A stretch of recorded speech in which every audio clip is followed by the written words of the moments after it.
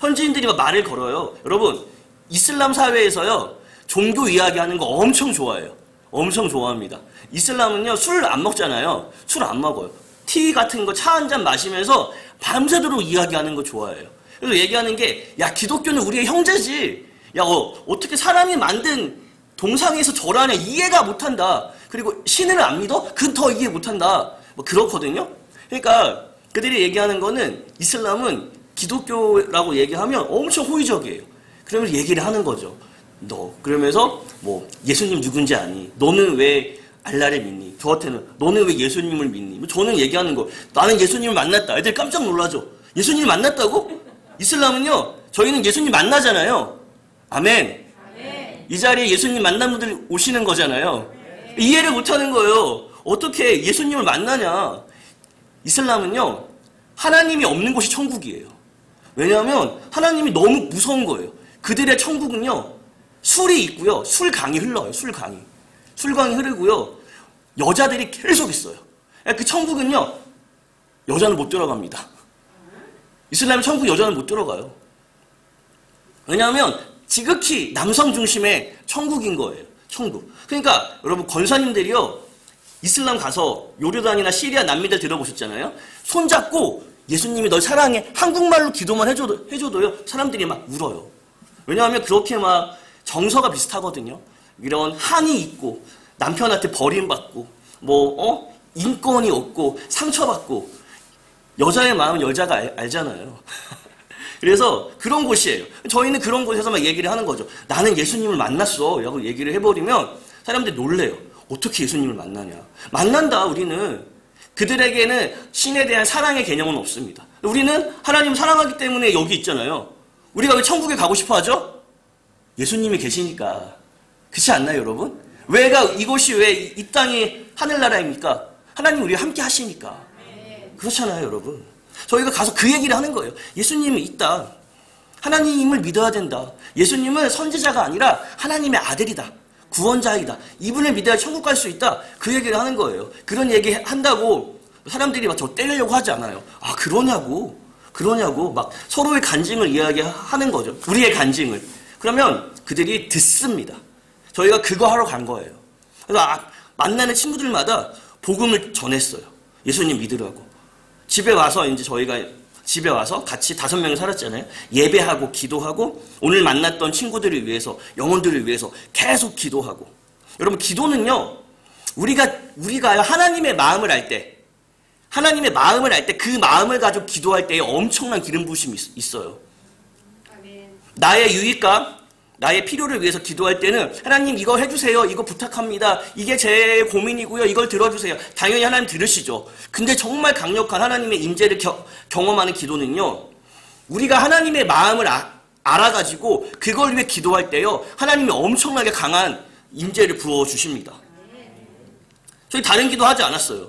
요르단의 민족의 구원, 이 민족의 부흥, 내가 만난 친구들이 예수님 믿도록, 그때는요, 온통 마음이요, 하나님의 마음이었어요. 아버지의 마음을 저에게 부어주십시오. 그러면 그 시간이 너무 행복했어요. 때로는요, 요르단에 있으면서 힘든 시간도 있고 어려운 시간도 있었지만 하나님과 정말 가까운 시간이었고 깊은 교제가 있기 때문에 엄청 행복했습니다. 우리의 삶은요, 하나님과 동행할 때, 하나님과 걸어갈 때, 하나님이 원하시는 일을 우리가 할 때, 하나님의 뜻을 우리가 이룰 때, 그때 진짜 행복함이 우리 가운데 부어지는 거예요. 근데 제가 이렇게 살았는데, 요르단 현장에서 3개월이라는 시간이 흘렀어요. 3개월 동안 복음을 막 전했어요. 막 친구들 만나서 복음을 전했는데, 반응도 없고, 영혼들도 돌아오지 않는 것 같고, 언어가 좀 들리잖아요. 아랍어가. 언어가 안 들릴 때는 이 사람이 나한테 무슨 얘기를 해도 그냥 웃어요. 그렇지 않나요? 야, 바보야 하면 바보가 모르니까 아랍어로 그냥 웃는 거죠. 하하하 웃는 거죠. 근데 언어가 좀 들리니까 막 기분 나쁜 거죠. 와, 내가 너네들한테 욕먹으러 왔나? 막 이렇게 막 엄청나게 그런 마음이 들었었어요. 내 안에 사랑이 엄청 없구나. 제가 그래서 기도를 했어요, 주님께. 하나님, 저희가 1년 동안 있을 예정이었거든요. 마음이 좀 어쨌든 미션이 있으니까 그거에 대한 어떠한 성과도 내고 싶고 열심히 했으니까 3개월이 넘으니까 뭐 아무런 일도 안 일어나니까 기도를 했습니다.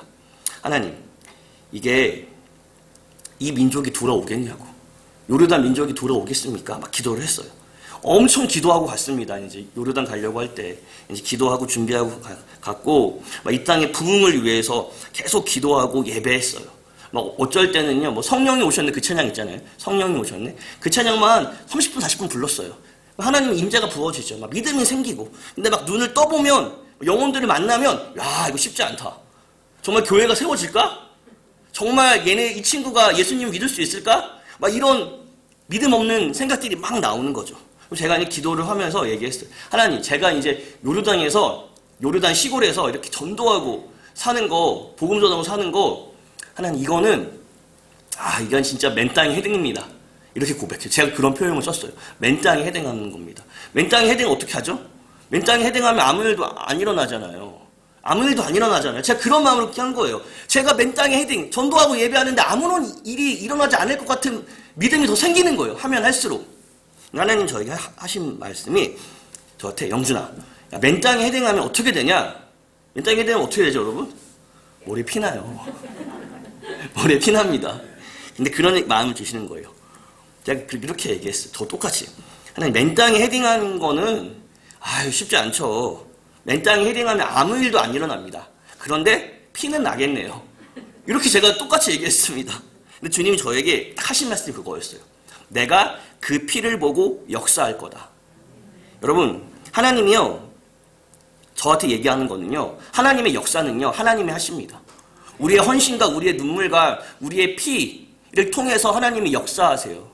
우리의 능으로 하는 게 아니라 하나님이 우리의 헌신, 눈물, 우리의 피 흘림을 보고 그걸 가지고 하나님이 역사하는 거예요. 제가 하는 말이 어떤 주님 저에게 주신 말씀은 맨 땅에 계속 헤딩해. 이게 무슨 말이죠? 계속 전도해. 계속 예배해. 계속 기도해. 그리고 하신 말씀은 요르단의 부흥은 분명히 온다. 그러나 너희 때는 아니다. 하나님 정확하게 말씀하셨어, 저한테. 요르단의 부흥은 올 거야. 근데 너희 때는 아니야. 제가 그때 세례 요한을 엄청 묵상하고 갔거든요. 세례 요한이 어떤 사람이죠? 광야에 외치는 자의 소리. 천국 복음을 외치면서 주님의 초림을 예배했잖아요. 세례 요한이 사역한 땅이 요르단. 제가 세례 요한으로 마음을 간 거예요. 저희 딸 이름이 소리잖아요. 외치는 자의 소리. 주님 오실 길을 예비해라. 그런 마음을 갔는데 막 선교를 하다 보면 막 영광을 보고 싶은 거예요. 막 제자들이 세워지고 교회가 개척되고 열매가 있고 그러면 할 얘기가 있잖아요. 야, 우리가 전도하고 예배하니까 청년들이 돌아왔어. 대학생들이 하나님을 믿게 되었어. 우리가 교회를 시작했어. 이렇게 막 이런 말을 할 수가 있잖아요. 근데 제가 하나님한테 그때 기도하고 고백했던 거는 눈물로 회개하고 고백했습니다. 제 안에 하나님, 제가 영광받고 싶었습니다. 제가 싶었습니다. 정말 십자가의 사랑으로 섬기는 게 아니라 인간의 사랑으로 섬겼습니다. 제가 기도했어요. 주님, 정말 죄송합니다. 제가 섬길 때에, 저희가 있을 때에 부흥이 오지 않아도 괜찮습니다. 하지만 이 민족에게 부흥을 주십시오. 우리는 흥하고 주님을 쇠하여야겠습니다. 제가 그래서 주님은 흥하고 우리는 쇠하여지고 이 세례 요한을 고백을 했습니다. 아멘. 제가 그래서 정말 그때에서 요르단 크기가 한국 남한 정도 크기거든요. 부산에서 서울까지 내려오면서요, 친구랑 같이 대학교마다 가서 기도를 했습니다. 어떤 마음이었냐면, 야, 이 대학교에 누가 예배를 드렸을까? 우리가 예배 드리자 해서 대학교 거점 캠퍼스마다 부산부터 이렇게 서울까지 내려오는 루트로 기도를 했습니다. 그 당시에는요, 이슬람 선교하는 요르단에 이제 선교사들도 많이 없었어요. 저희도 원래 요르단 안 가려고 했고, 이제 이스라엘, 팔레스타인 이제 가려고 하다가 비자가 안 나와서 요르단으로 가게 된 케이스인데, 그 땅에 예배와 기도가 많이 필요했던 거죠.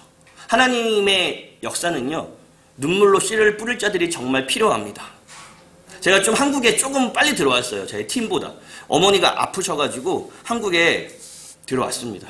근데 한국에 들어오기 전날에 너무 아쉬운 거예요. 너무 아쉬워서 제가 이제 저희 대학교를 걸으면서, 사역한 대학교를 걸으면서, 주님, 제가 이제 한국 들어가는데 너무 아쉽다고. 이 민족에게 부흥을 주신다고 했는데 정말 주실 거냐 그러면서 제가 하나님 푸념으로 약속의 사인으로 오늘 밤에 비를 주세요. 그때 날씨가 비 올 날씨가 아니에요. 비 올 날씨도 아니고 중동에 비가 그렇게 자주 오지 않습니다. 근데 밤에 이제 제가 교제했던 친구들이랑 마지막 인사하고 내일 한국 간다. 한 번 더 복음 전하고 이제 이야기를 하고 교제를 하는데 밖에서 비 냄새가 나는 거예요. 비 냄새 있잖아요. 이렇게 땅에 비가 떨어지면 흙냄새와 섞인 거. 창문을 딱 열어보니까 정말 비가 왔습니다. 많은 비가 오진 않았지만 땅이 젖어 있었어요. 제가 그걸 보는데 눈물이 핑 돌더라고요. 야, 하나님은 신실하시구나. 나의 이 푸념 없는 기도까지도 들어주시구나.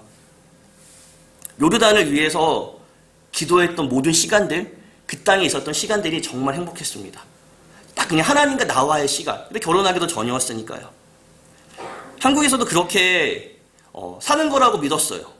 뭐 복음을 외치고 교회 사역도 하고 선교 사역도 하고 교회 개척도 하고 그 모든 가운데 모든 것이요 맨땅의 헤딩이었습니다.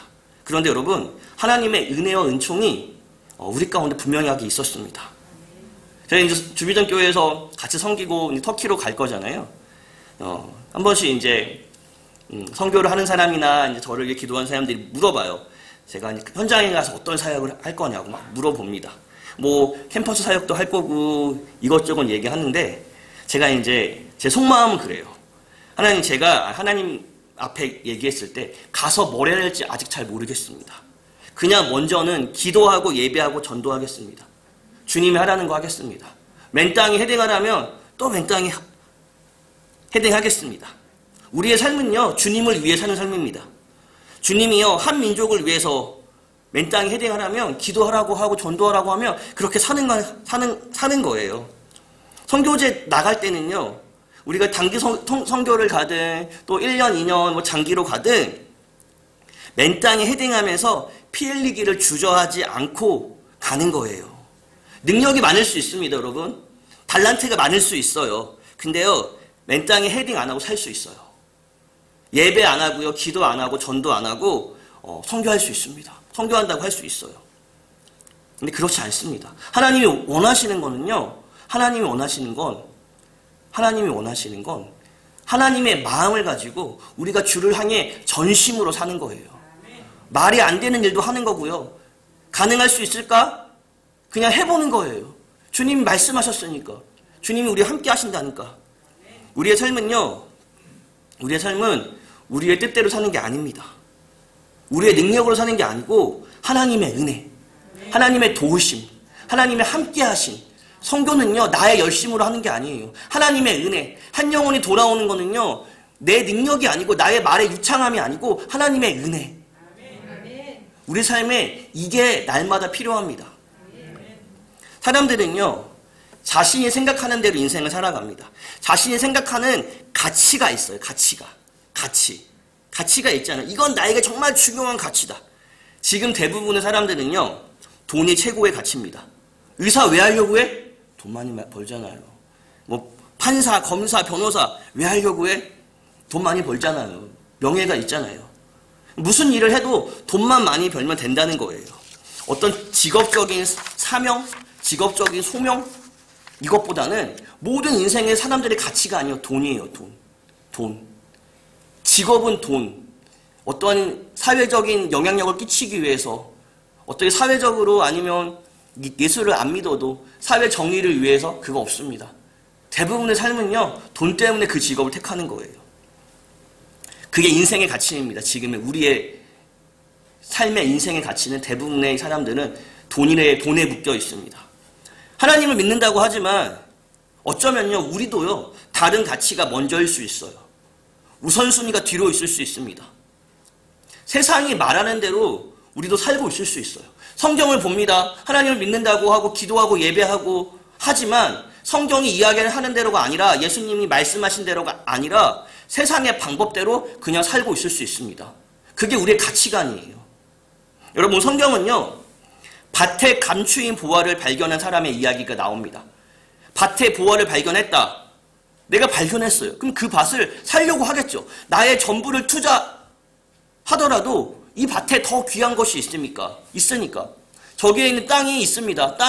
저 땅이 몇 년 있으면 10배가 뛴대. 이런 정보를 들었어요. 확실한 정보를. 안 사는 사람이 있겠습니까?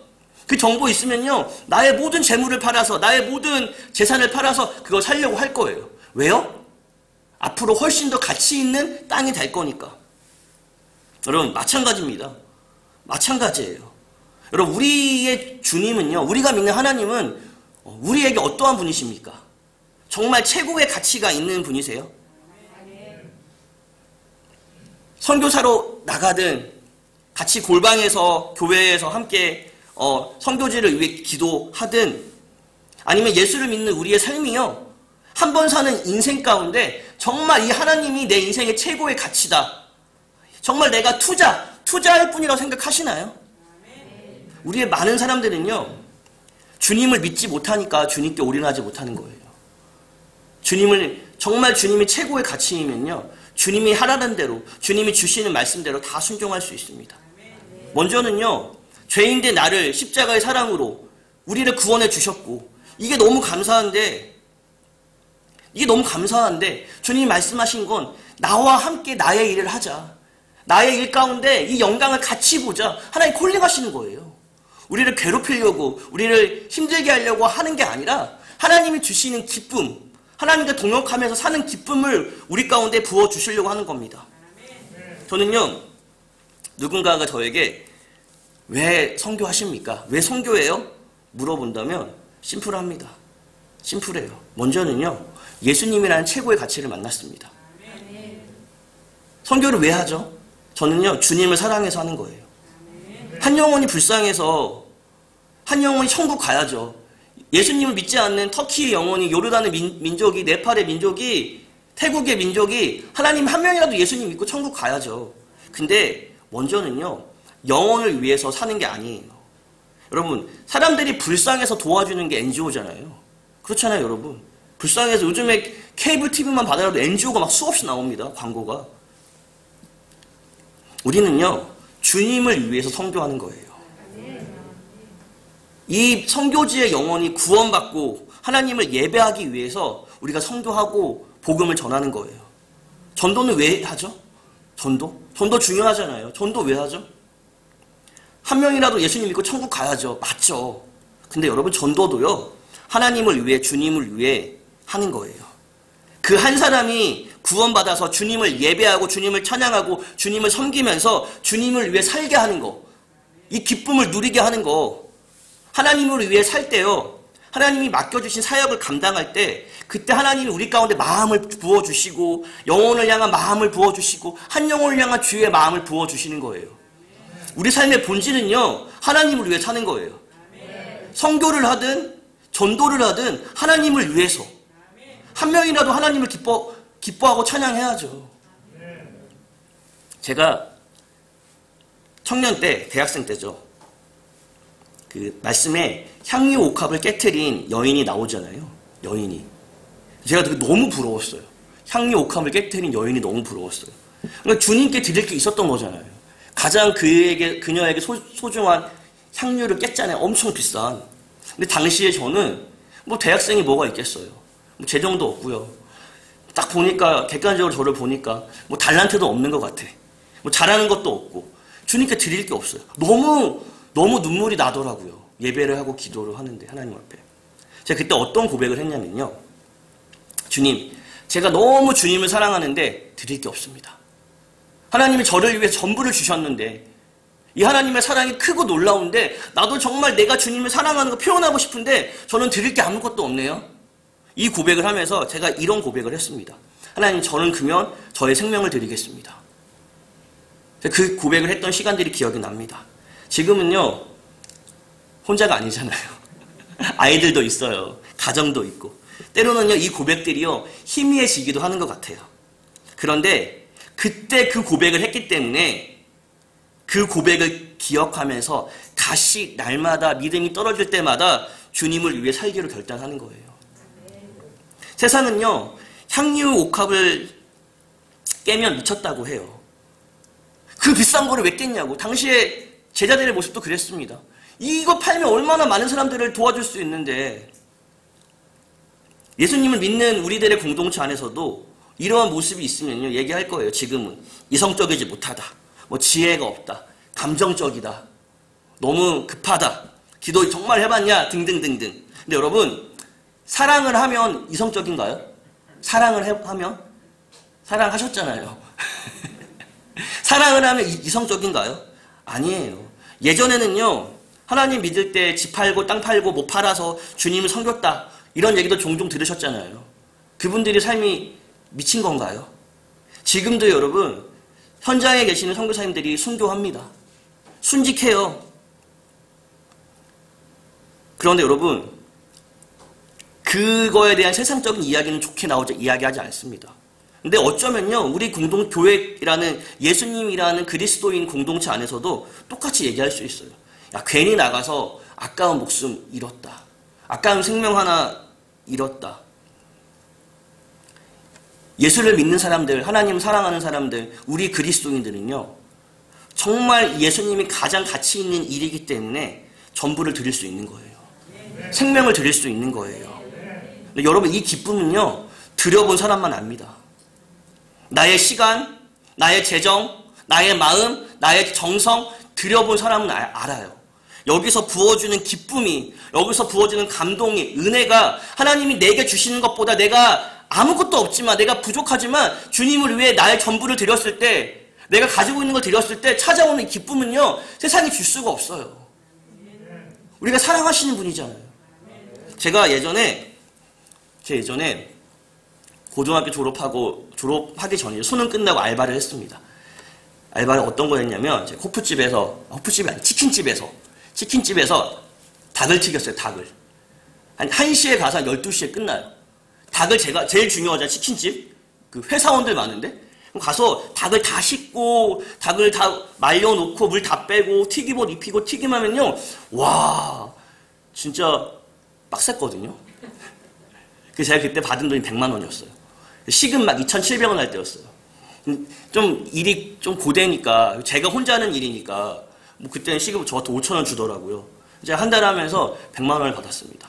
100만 원을 받아서 제가 어머니한테 얘기를 했죠. 100만 원 받았다. 이거 어떻게 할까? 어머니한테 뭐 학교를 갈 때 쓸까? 아니면 필요한 거 살까? 저희 어머니 저한테 하는 말이, 영준아, 그거 다 그냥 처음으로 네가 번 돈이니까 다 헌금하자. 어머니 그렇게 얘기하시는 거예요. 저희 집 되게 부유하지도 않았었어요. 뭐 100만 원 받으면 엄청난 꿈을 그렸죠. 뭘 살까? 근데 어머님이 그런 얘기 하시니까 좋다고. 그래서 30만 원 선교지에 보냈고요. 30만 원 감사헌금 했고요. 30만 원 담임 목사님, 제가 섬겼던 담임 목사님, 모교회, 저 30만 원 또 이렇게 헌금하고 기도받고 10만 원 11조 하고요. 다 드렸어요. 근데 여러분, 그때 그 감격이요, 제 안에 있습니다. 저는 제가 수고했던, 처음으로 벌었던 모든 걸 드려봤어요. 그때 찾아오는 기쁨과 감동은요, 너무 좋았어요. 사람들은 몰라요. 우리가 하나님께 헌신하면, 야, 뭐 교회에서 사니? 예수가 밥 먹여주니? 뭐 다 그냥 교회, 예수. 모르는 거, 사람들이. 하나님을 섬길 때, 하나님을 위해 살 때 찾아오는 기쁨과 헌신은요, 세상에 줄 수가 없습니다. 저는 이 헌신이란 말보다, 이 헌신은요, 우리가 할 수 있는 하나님께 사랑의 표현인 거예요. 우리의 삶에는요, 가장 가치 있는 예수님이 있기 때문에, 하나님이 계시기 때문에 이분께 모든 걸 드릴 수 있습니다. 사랑하니까. 억지로 하는 게 아니고요. 하나님이 억지로 하는 거 싫어하세요. 하나님 돈이 없으십니까? 능력이 없으시나요? 사람이 없으시나요? 하나님 원하시는 건 같이 사랑을 노래하자. 사랑을 주고받자. 그거를 하나님이 원하시는 거예요. 제 삶에 좀 어려움이 있을 때도, 가정에 좀 어려움이 있을 때도 기도했던 게 요르단의 부흥이었거든요. 제 삶에서 어려운 순간이 와도 포기할 수 없었던 게 선교였고요. 하나님의 나라였습니다. 왜요? 이게 정말 가장 가치 있는 거. 예수님 안에서 이분이 정말 내 인생에 가장 가치 있는 분인데, 그 안에서 주님의 다시 오실 길을 준비하는 게 내 신앙에 가장 가치 있는 일이다. 성경이 이야기하고 있습니다. 주님 오실 거다. 왜 이렇게 바울이 열심히 사역했죠? 바울은 믿었어요. 주님이 곧 오신다니까 정말 오시겠지. 그렇게 열심히 복음을 전한 거예요. 사도들이요, 예수님이 오신다니까 예수님이 2000년 동안 안 올지 몰랐겠죠. 보고 올라가고 곧 올 거야? 얘기하고 가셨으니까 복음을 전해? 천국 복음이 전파되면 내가 올 거야? 주님 말씀하셨으니까. 그래서 열심히 한 거예요. 주님 보고 싶으니까. 한 명이라도 예수님 믿게 고난과 핍박과 어려움 가운데서 자기의 삶과 인생을 드리면서 저는 이 성경을 보면서 야, 내가 하나님을 믿는 것 중에 가장 가치 있는 거는 성교구나. 주님 오실 길을 준비하는 거구나. 저희 삶에 이게 가장 가치 있는 일이었습니다. 근데 하나님 좀 재밌는 게 저는요, 이슬람을 계속 사역을 할 거고 사역을 준비했었고 제가 얘기했어요. 야, 이슬람 사역하는데 신학교 나오면 불편하다. 하지 말라고. 왜냐면 신학교 나오면 낼 수가 없잖아요. 어디 신학교 졸업했다 하면 딱 정보가 들통나잖아요. 그리고 저는 사람들한테 얘기를 해서 후배들한테도 현장은 최대한 빨리 나가야 된다. 이야기했던 사람입니다. 현장은 선교지는 최대한 빨리 나가야 돼. 막 이렇게 막 얘기도 했어요. 근데 좀 하나님이 좀 재밌은 게 저는 신학교도 나왔습니다. 현장도 지금 준비도 예전부터 했지만 못 가고 있어요. 제가 이제 한국에서 교회 사역을 하다가 현장에 다시 가야 되겠다는 마음을 저희 가정이 받았습니다. 그 기간이 지금 한 3년이 된 것 같아요. 선교하는 교회를 꿈꾸면서 교회를 섬기다가 어떠한 사건으로 저희 부부에게 선교에 대한, 현장에 나가는 선교에 대해서 강력하게 주님이 말씀하셨어요. 처음에는요, 빨리 나가려고 했어요. 코로나 전이었거든요. 그래서 선교사가 현장 경험이 제일 중요하잖아요. 빨리 언어도 해야 되고 적응도 해야 되고 나이가 어리면 어릴수록 더 쉽게 적응할 것 같고. 한 번은요, 어떤 NGO 단체와 만났습니다. 기독교 NGO 단체예요. 만났는데 저한테 하시는 말씀이 금방 보내줄 수 있대요. 지금도 보내줄 수 있대요. 막 재정도 엄청 줄 수 있대요. 그때도 뭐 그런 게 다 필요하니까. 그리고 다 지원해 줄 수 있다. 다 도와줄 수 있다. 그런데 복음은 전하지 말래요. 저도 그렇게 얘기했어요. 다 할 수 있거든요. 그냥 하다가 그냥 간증 정도 하시면 되지 않을까? 전 좀 당황스러운 게 제가 이제 세상 일을 하러 가는 게 아니잖아요. 국가 사업하러 가는 게 아니잖아요. 복음 전하러 가려고 하는데 복음은 전하지 말라. 와, 이건 좀 아니지 않나. 아내랑 기도를 좀 많이 하면서 기도하면서 공동체에 대한 마음을 많이 주셨어요. 코로나가 터졌습니다. 근데 코로나가 터지면서 끝날 기미가 안 보이는 거예요. 끝날 기미가 안 보이니까 야, 어떻게 해야 되지? 그러면서 이제 단체를 찾았어요, 먼저는. 그래서 지금 우리 황태규 목사님이 계시는, 이사장님으로 계시는 컨벤션을 만났습니다. 그 가운데 저희가 또 주비전 교회에 함께 예배를 드리고 있습니다. 개인적으로는 여러분, 저에게 주신 마음은 그 당시에 성령과 공동체였어요. 이 마음이 없었으면요, 코로나 기간에도 나갔을 거예요. 현장에 갔으면 언어라도 배우고 말도 배우고 현지 문화도 더 빨리 배울 수 있는데 하나님이 저에게 주신 마음은 성령과 공동체였어요. 지금 그러면 선교지를 다시 나가기로 결정하고 앞으로 나갈 걸 생각하면 3년 4년 있다 나가는 거예요. 근데 그렇게 마음이 어렵지 않아요. 저는요, 저희 가정은요, 우리 가정, 저 혼자 영광의 그날을 보고 싶지 않습니다. 주님이 오십니다. 아멘. 주님 오실 거예요. 왕으로 오십니다. 저희 혼자, 저희 가정만 영광의 그날을 보고 싶지 않습니다. 저는 소망하는 거는요, 우리 교회와 함께 그 영광을 보고 싶은 거예요. 마지막 시대의 성교의 완성은요, 성령님의 강력한 역사가 있을 것입니다. 초대교회 가운데 하나님께서 엄청난 성령을 부어주셔서 초대교회가 퍼져나갔잖아요. 제가 하나님 기도하는 거는 마지막 시대는요, 저희가 지금 마지막 시대라고 하는데 마지막 시대에 주님이 다시 오실 때는요, 정말 성령님의 강력한 역사가 있을 거예요. 마지막 시대의 성교의 완성은요, 공동체가 하고 성령님이 하십니다. 혼자 사역 잘하고 혼자 열심히 하고 열매 맺는 것보다 공동체가, 교회가 한 성령 안에서, 한 비전 안에서 하나님 나라를 위해서 나아가는 거예요. 그래서 주님 다시 오실 때 우리가 함께 보는 거예요. 그래서 여러분, 개인보다 공동체가 교회가 중요한 겁니다. 내 사역이 아닙니다. 내 사역이 아닌 거예요. 하나님의 사역입니다. 내가 승리하고 내가 이기고 내가 열매 맺는 게 아니라 우리가 승리하는 거예요. 많은 선교사님들이 빨리 현장에 나가고 싶어 해요. 그쵸? 그 마음 저도 알죠. 근데 더 중요한 거는요, 나 혼자 나가는 게 아니라 함께 나아가는 거예요. 공동체와 함께, 하나님과 함께, 성령의 능력과 함께. 저희가 월드컵 보셨나요, 이번에? 월드컵 기간이잖아요. 제가 포르투갈전을 봤습니다. 혼자서 핸드폰으로 새벽 4시에 했잖아요. 제가 이제 저희가 이겼잖아요. 역전골로 이겼잖아요. 엄청 좋아했을까요? 보면서 왜냐하면 다 자고 있어요, 애들. 새벽 4시, 5시. 좋아할 수가 없어요. 그냥 의자에 앉아서 보면서 한국이 이겼다. 끝! 그리고 잤어요. 잤습니다. 여러분, 마찬가지예요. 만약에 제가 월드컵 기간에 수많은 사람들과 그 결과를 봤다면요, 난리가 났을 거예요. 와, 이겼다. 2002년 월드컵 때 저 광화문에 있었거든요. 완전 다르죠. 16강 올라갔을 때랑. 마찬가지로 여러분, 주님 다시 오실 때에는요, 우리 공동체와 섬기는 민족과 백성들이 함께 축제가 될 것입니다. 축구를 보면요, 뛰는 선수도 있어요. 손흥민도 있습니다. 다 손흥민은 아니잖아요. 그리고 어떠죠? 뭐 스텝도 있고 도와주는 사람도 있고 밥해주는 사람도 있고 물리치료해주는 사람도 있고 또 누가 있죠? 국민들도 있죠. 국민들이. 그런데 여러분, 결과를 보고요, 다 같이 기뻐하는 거예요. 기뻐하는 마음이 동일한 거예요. 16강에 올라간 선수들이나 16강을 본 국민들이나 다 같이 기뻐하는 거예요. 마찬가지입니다, 여러분. 주님이 오시잖아요. 현장에 있든 교회에서 기도하든 골방에서 기도하든 주님이 다시 오실 때 정말 주님의 다시 오심을 준비하고 예비한 사람들은요, 정말 다 기뻐할 거예요. 다 주님의 영광을 맛볼 것입니다. 축구에 1도 관심이 없다. 여러분, 대한민국이 우승을 해도 별 관심이 없어요. 우승했다고 끝. 축구에 관심이 없으면요.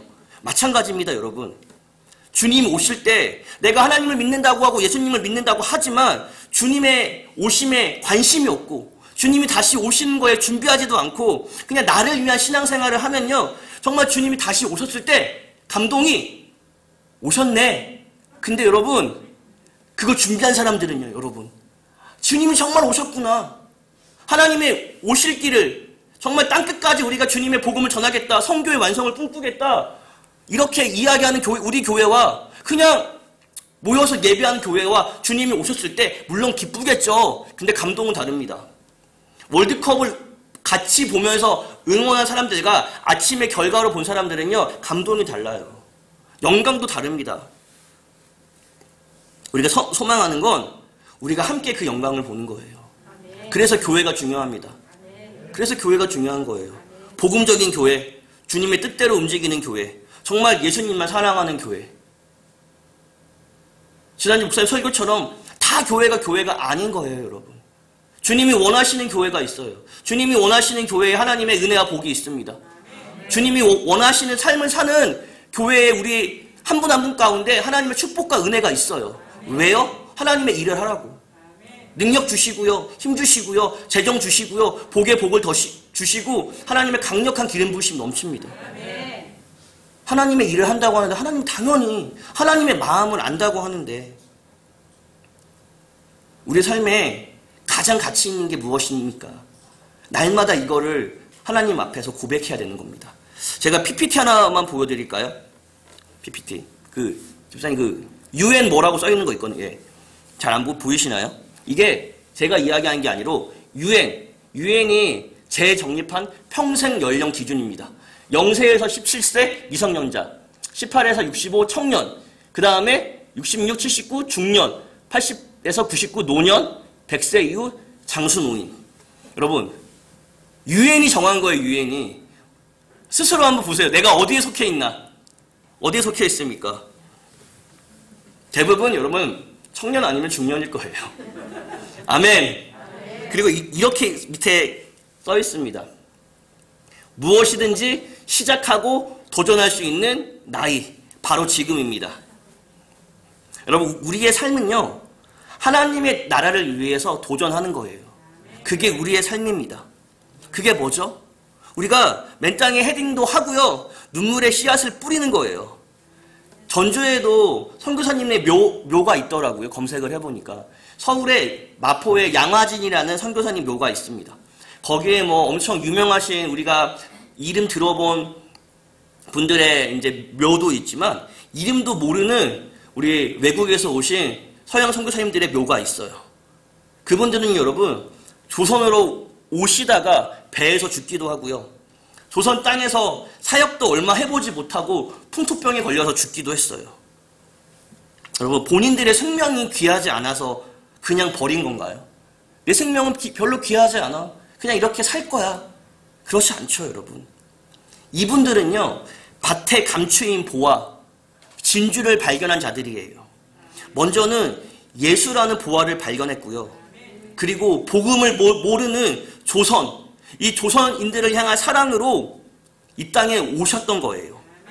한 영혼과 한 민족을 위해 사는 게 인생의 최고의 가치라는 걸 발견했기 때문에 자기 소유요, 자기 재정, 자기 삶, 자기의 생명까지 드릴 수 있었습니다.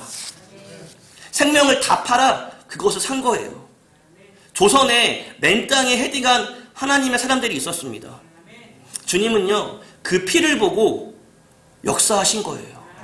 지금 우리가 여기에 있지 않습니까? 그분들의 수고와 헌신과 눈물과 기도와 순교의 피로 우리가 지금 하나님을 예배할 수 있는 거예요.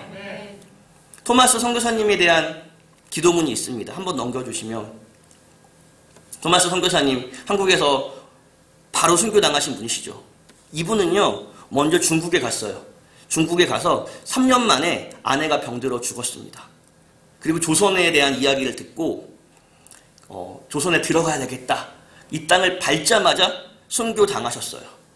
그분의 이제 기도 편지예요. 아주 잔인하고 사악한 대학 학살이 조선에서 일어났습니다. 그럼에도 누군가 조선에 들어가 선교의 문을 여는 것이 중요함을 깨달아 제가 조선에 들어가기로 결정하였습니다. 알고 계셨습니다. 학살이 일어났다, 위험하다, 가면 죽을 수도 있다. 그런데 누군가는 들어가야 된다. 그게 내가 될 것이다. 왜 그렇죠, 여러분? 예수님, 한 영혼, 이 민족, 이분의 삶이 헛된 삶인가요? 이분이 순교한 나이가 27이었어요. 27. 완전 창창한 나이죠. 근데 여러분, 하나님의 사랑을 알고 인생의 최고의 가치와 보물을 발견하였기에 자신의 삶을 드렸습니다. 우리의 삶이 마찬가지인 것 같습니다. 장기 선교사뿐만 아니라 단기 선교를 가든 골방에서 기도하든 다 똑같습니다. 함께 눈물의 씨앗을 뿌리는 거죠. 한 영혼을 위해서 기도하는 거예요. 그리고 나중에 주님 오실 때, 주님 만날 때 그 영혼들과 그 민족들과 함께 주님을 예배하는 거예요. 그것을 함께 보는 겁니다.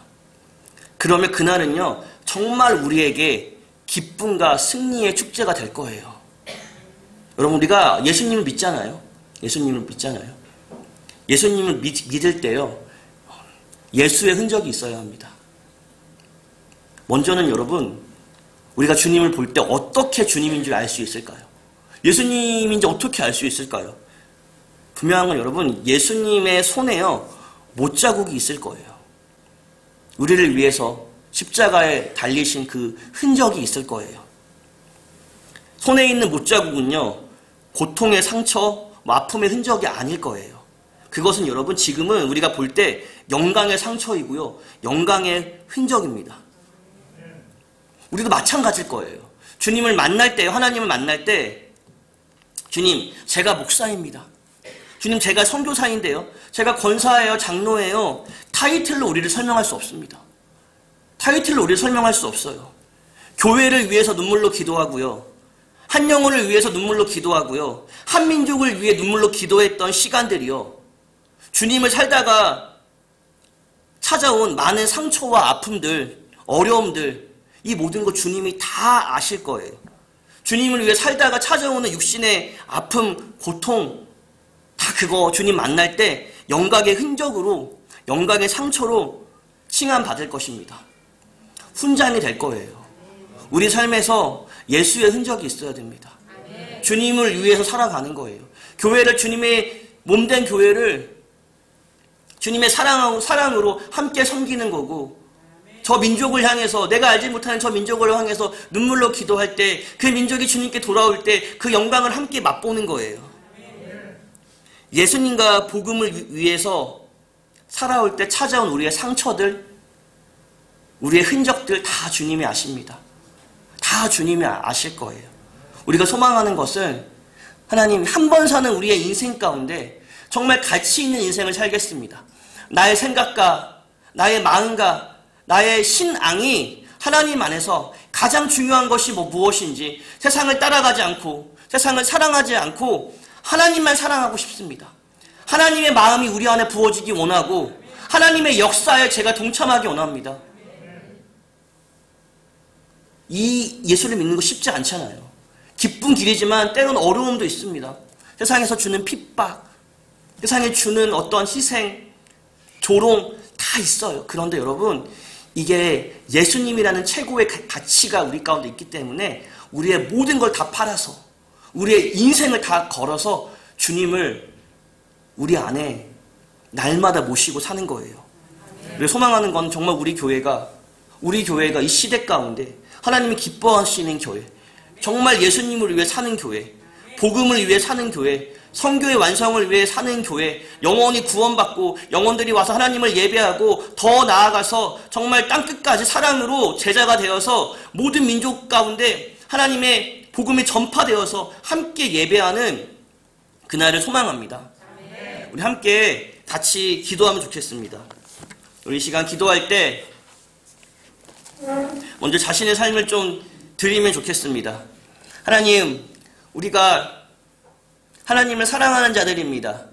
우리가 주님을 사랑하는 자들입니다. 하나님, 우리 안에서 정말 하나님이 최고의 인생의 가치가 되게 하여 주십시오.